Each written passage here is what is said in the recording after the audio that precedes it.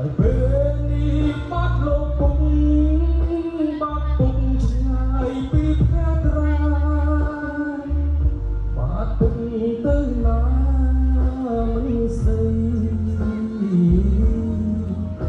គូស្រែងហើយរកលោកពុកទ្វីបលោកមិនប្រណី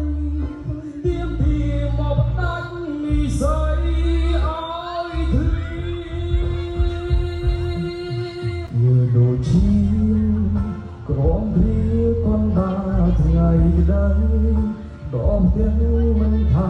យំជឿពុកតែនេះមិន